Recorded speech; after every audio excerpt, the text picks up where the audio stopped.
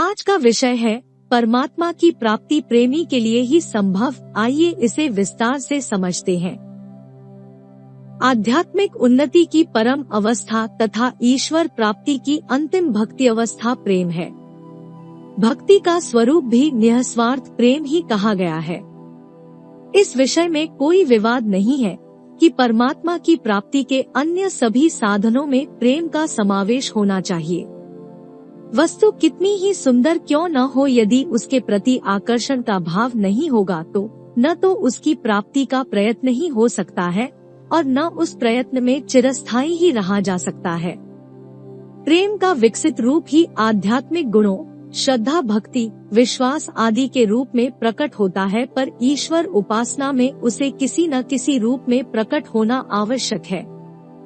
इसके बिना उपासना अधूरी है। सच्ची भक्ति तो प्रेम ही है। प्रेम ही परमात्मा का प्रकट स्वरूप है। प्रेम ईश्वर प्राप्ति की साधना की वह कसौटी है जिसमें तपकर जीव विशुद्ध बनता है और ब्रह्मा से मिलन की स्थिति प्राप्त करता है। जीव और परमात्मा के बीच जो तादात्म्य है वह अपने शुद्ध रूप में प्रेम द्वारा ही प्रकट होता है। प्रेम न होता तो इस पृथ्वी पर लोगों को आध्यात्मिक तत्वों की अनुभूति भी न होती। यह स्थिति प्रारंभ में आत्मस्वरूप की प्राप्ति के लिए विकलता विरह के रूप में प्रकट होती है, पर जिन्हें स्वाभाविक रूप में वह स्थिति न हो और वे ईश्वर को प्राप्त करना अपने जीवन का उद्देश्य मान गए हो तो उन्हें भी प्रेम का अभ्यास करना पड़ता है। तब त्याग और सुख की इच्छाओं का दमन कर अंतःकरण में प्रेम प्रवृत्ति को जागृत करना पड़ता है।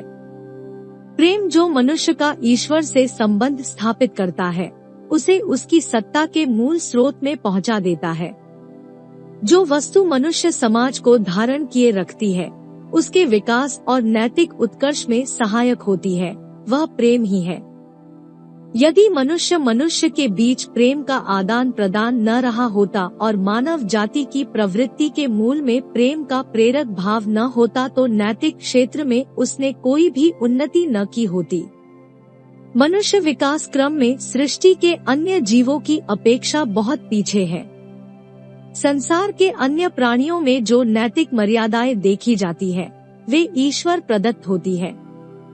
यदि मनुष्य के जीवन में प्रेम परिचालक रहा होता तो उसकी सारी नैतिक मर्यादाएं भंग न हुई होती।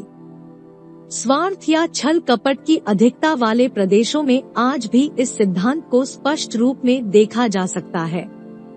प्रेम विश्व की सर्वाधिक शक्तिशाली सत्ता है। उसी के आधार पर मनुष्य समाज जीवित है। यह न होता तो मनुष्य बड़ा दरिद्र एवं अविकसित रहा होता। उसे केवल अपना ही ध्यान रहा होता, अपने ही स्वार्थों की फिक्र रही होती, अपने सुख सुहाए होते। न तो उसे समाज सेवा के लिए प्रोत्साहन मिला होता, न व्यक्तिगत जीवन में पराक्रम करने की प्रेरणा मिली होती। प्रेम की शक्ति का साम्राज्य आज सुव्यवस्थित और सुनियोजित विश्व के रूप में देखने को मिल रहा है। प्रेम के बगैर मनुष्य मुर्दा है। जब मनुष्यों में प्रेम का अभाव होगा तो कोई आकर्षण भी किसी चीज के लिए न होगा, और जब आकर्षण न होगा तो क्रिया भी न होगी और यह सारा संसार नीरस, उदासीन और जड़वत हो जाएगा। इसलिए प्रेम ही जीवन है। ईश्वर उपासना में इस उदात्त भावना का दर्शन संसार के सभी धर्मों में पाया जाता है। भगवान को प्रेममय समझकर प्रेम मार्ग द्वारा उनकी साधना सभी देशों के भक्तों एवं साधकों में देखी जाती है। उपनिषद में भगवान को मधुब्रह्म कहा गया है। यह उसका विशुद्ध प्रेममय स्वरूप ही है। परमात्मा प्रेम द्वारा ही मधुर होता है। मधुक्षरन्ति ब्रह्म, जिससे मधु अर्थात प्रेम का विस्तार होता है, वही ब्रह्मा है। अपने इसी रूप में वे भक्त के लिए, आराधक के लिए पुत्र, धन, आत्मीय, स्वजन और इससे बढ़कर प्रियतम हो जाते हैं। महापुरुष ईसा का कथन है, प्रेम ही परमेश्वर है। संत इमर्सन की वाणी है, परमात्मा का सारतत्व प्रेम है। सभी ईसाई संतों ने भगवान की साधना आनंद, मधुमय एवं प्रेममय रूप में ही की है। सेंट टेरेसा नामक पाश्चात्य साधिका ने लिखा है, परमात्मा के प्रति प्रेम होता है तभी सच्ची उपासना बन पड़ती है। आत्मा के उत्थान की यह प्रारंभिक अवस्था है। अंत में जीव और ब्रह्मा का प्रणय संस्कार होता है, तो दोनों एक दूसरे में आत्मसात हो जाते हैं। न जीव रहता है, न परमात्मा, केवल प्रेम ही शेष रह जाता है, जो ब्रह्मा के समान सर्वज्ञ, सर्वव्यापक और सर्वशक्तिमान दिखाई देता है। मुसलमानों में सूफी संतों की प्रेममयी भक्तिधारा बहुत प्रसिद्ध हुई है। इन संतों ने परमात्मा की उपासना प्रियतमा, माशूक के रूप में की है और जीवात्मा को प्रेमी, आशिक के रूप में माना है। इस प्रेम भक्ति का सुंदर प्रवाह जायसीकृत पद्मावत में भली भांति देखने को मिलता है। जलालुद्दीन भक्त बड़े संत हुए हैं। उन्होंने लिखा है, तुम्हारे हृदय में परमात्मा के लिए प्रेम होगा तो उसे भी तुम्हारी चिंता अवश्य होगी। जिस प्रेम शक्ति का संतों ने, अध्यात्मतत्ववेत्ताओं ने इतना समर्थन किया है, वह मनुष्य जीवन में अवतरित होकर किस प्रकार उसे ब्रह्मा की ओर विकसित करती है, यह जानने योग्य है। लोगों के अंदर अनेक बुरी वृत्तियां हैं। काम, क्रोध, लोभ, मोह, भय, कुसंगति, चोरी, व्यसन आदि इन्हें जीतने और दूर करने के प्रयास जीवन भर करते रहते हैं, तो भी वे दूर नहीं हो पाती।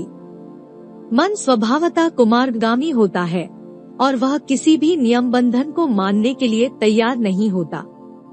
ऐसी अवस्था में लोग यह मानकर निराश हो जाते हैं कि इन बुराइयों से बचने का कोई उपाय नहीं है, पर यदि मनुष्य के अंतःकरण में प्रेम जागृत हो सकता है तो उसे उन्हें जीतने में कोई कठिनाई नहीं होती।